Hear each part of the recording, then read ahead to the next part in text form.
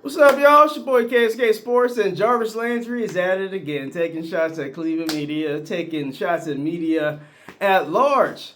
Jarvis Landry, if you guys don't know who Juice is, he was a former Cleveland Browns receiver in the Baker Mayfield era of the Cleveland Browns.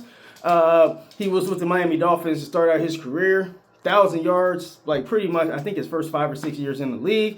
He had a pretty good season when Todd Monken was there the first time in Cleveland in 2019. So Jarvis Landry, he has been a strong component and a strong supporter of Shedeur Sanders. And he said on the, I think, Fourth and South podcast, he said that Shedeur dropped because of media-driven narratives. These are things we know. But when it comes from somebody that has stature in the NFL like Juice and a former Cleveland Browns player like Jarvis Landry and a staunch supporter of Shedeur Sanders, it just hits a little different than when KSK Sports says it or, somebody else says it, when G. Bush says something, everybody in the YouTube streets, Facebook streets, they listen and they take heed to what he's saying.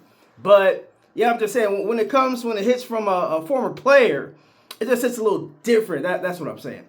Jarvis Landry pretty much was like, hey, I watch all the Colorado games, and you can't tell me that Shedeur wasn't a first-round talent.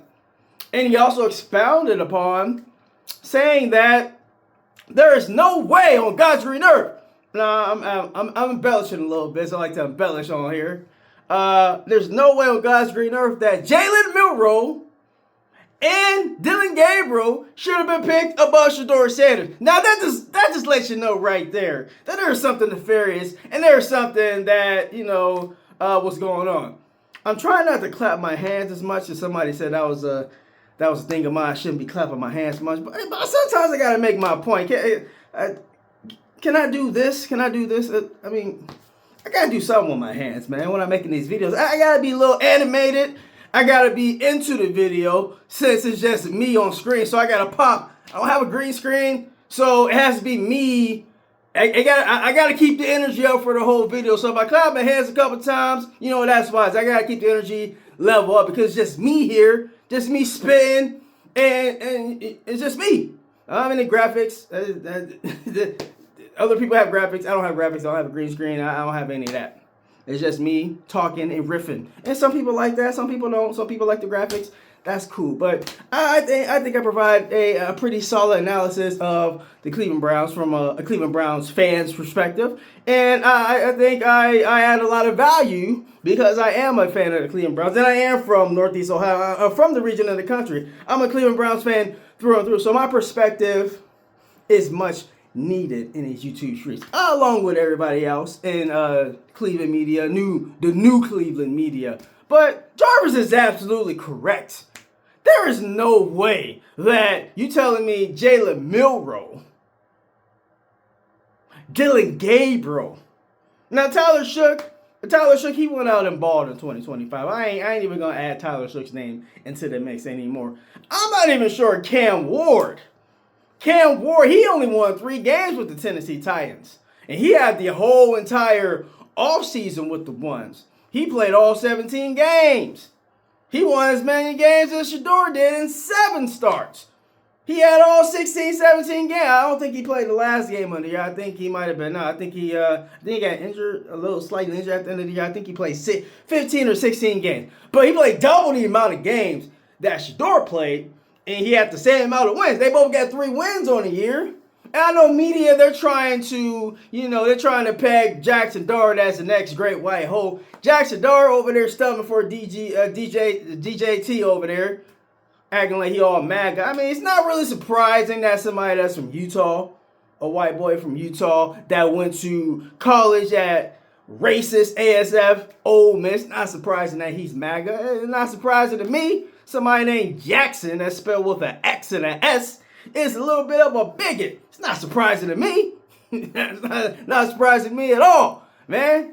I would have been more shocked if he wasn't MAGA. Anyways, Jarvis Landry talking about, all these quarterbacks that was taking the bus Shedeur. Tyler Shook was the only one that really had a good rookie year. They was trying to say Jackson Dart had a good season. He didn't win any games. He didn't help. He didn't help lead to winning. So that brand of football that everybody likes when it's packaged in white form. Everybody likes when everybody likes the Johnny Manziels and the Baker and Jackson Dart when it's packaged as a white boy being cocky, being confident. You know, they say, oh, it's passionate. They're passionate. Yeah, let a black quarter be passionate. Oh, I think he has character issues. I think he has character issues. Why is this guy acting this way? He has character issues. Not that he's passionate. Anyways, I've been making these videos go like one way, then I go another way. I got to bring it back to what I want to talk about. Jarvis Landry giving praise to Shedeur. He said he should have been a first-round talent. He should have been a first-round talent.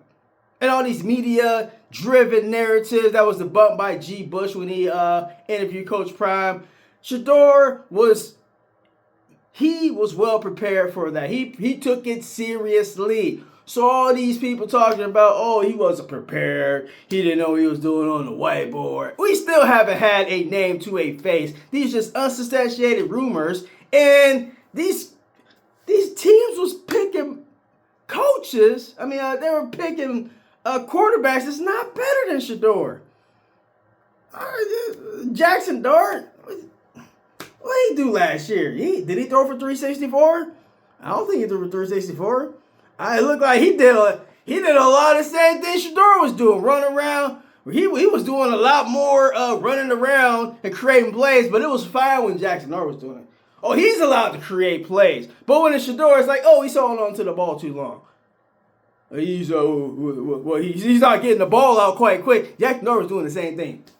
Jackson Dart, for a lot of games, he wasn't even completing any passes. Like, he threw for 33 yards one game? He threw for 33 yards, but we supposed to believe that national media they're very bullish on him. He threw for 33 yards. I don't recall Shedeur having a game where he threw for 33 yards. I'm just saying, man. Did Shedeur throw for 33 yards in the game? You know what Shedeur did do? Shedeur won his debut. He won two division games at the end of the year. Threw for 364. But people ragging on Shedeur. He holds on to the ball. He's taking too many sacks. Did he have a game where he had 33 yards? Anything you can say about Shedeur Sanders? You could be like, oh, he had 10 interceptions. The QBR wasn't this. The EPA was this. Was there a game where he looked as bad as Jackson Dart did? It's almost like that game didn't happen for a lot of people. He threw for 33 yards. 33 yards in the NFL game. He threw for 33 yards in the NFL game. I'm going to say it from the highest mountains. He threw for 33 yards in the NFL game. And people want to be like, oh, Shedeur threw 3 interceptions in a game. This dude threw for 33 yards in a game. 33! Entire game. Not one quarter. Not 3 quarters. Not 1 half. The entire game threw for 33 yards. I couldn't believe it when I saw the final stats. Like, 33 yards? And people really wasn't going in on him like they would have if Shedeur would have threw for 33 yards. Man, if Shedeur would have threw for 33 yards, people would still be talking about it. People would still be talking about this. Oh, he trashed ASF. He threw for 33 yards. But people trying to say that Jackson Dart is the guy for the New York Giants. I don't know what he is. He threw for 33 yards. Why are we talking about it? We should be talking about this on a loop. But, yeah, Shedeur should have been a first round. Just like Jackson Dart. Just like Cam Ward. But just like Jarvis Landry said, there's media-driven narratives that led teams out there to select lesser than quarterback than Shedeur. Y'all picked Jalen Milroe, who didn't see a down for the Seattle Seahawks last year. Dillon, Gabriel, who not getting any snaps this year with a competent head coach in Tom Mungan. He like, man, you telling me that Kevin Stefanski last year thought that this guy was better than Shedeur Sanders? Oh, that is the wrong evaluation. In the OTA, you are going to get 4 reps, Dillon Gabriel. You are not taking any reps with the ones. You're going to be with the backups. You're going to be at the 3. Shedeur, you're going to split reps with Deshaun. What were we doing last year with this guy? That's what Tom Mungan telling you without telling you. I mean, of course, you got to say the coach speak. Yeah, Dillon's doing all right. Yeah, he's coming along. He's progressing. It's like, bro, he got 4. And the last week ESPN Cleveland Tracker, he got 4 reps. He got 3 more than Taylor Green, who just got drafted. And people was all on my meta page like last year. They was talking about, oh yeah, Dillon Gabriel's better than Shedeur. Like, man, I told y'all last year that Dollar General, aka Dillon Gabriel, wasn't better than Shedeur Sanders. Y'all tripping, man. Get out of here. Get out of here, man. Sometimes you gotta do this. Kind of like when you got a fly in the backyard just irritating you. You just gotta be like, hey, shoo fly, get out of here. You just gotta shoo all those Dillon Gabriel fans like, ain't even worth my time, man. Get out of my face. Move, get up my way, you know what I'm saying, man? That type of energy. But, yeah. I clapping again, man. That's what I do, man. If you don't like me clapping, go follow another channel, man. I'm excited over here. I'm excited about the Cleveland Browns football. I'm excited about Shedeur Sanders, all right? I'm excited about the prospects of what Shedeur can do.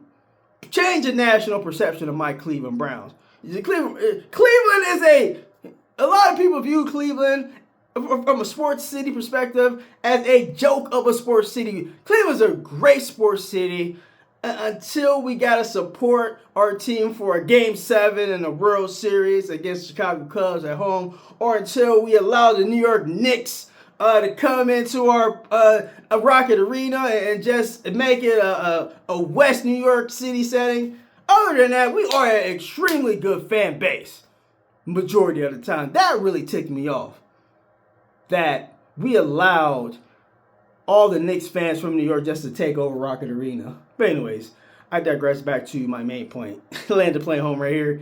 Jarvis Landry, Shedeur was a first-round talent. Shedeur did get railroaded. And there were media narratives that were put out there that caused Shedeur to tumble from a first-round prospect all the way down to the 5th round. These are things we know, Jarvis Landry. Thanks for letting us know. And you put a name to pin on it. I appreciate you, Jarvis Landry. You've been a staunch supporter of Shedeur Sanders. I applaud you. Jarvis Landry. Keep speaking your truth when it comes to Shedeur Sanders, and I will let the people know what you said. All right, KSK Sports rolling out. Jarvis Landry spitting facts once again about the media. Come on, man. Jarvis Landry. I love we're in an era where we have former players taking shots at the media. It's like, hey, man, we can do this better than what you guys can do it, because we've actually lived the experience of being an athlete in the field that you're covering. Yeah, you're covering the game.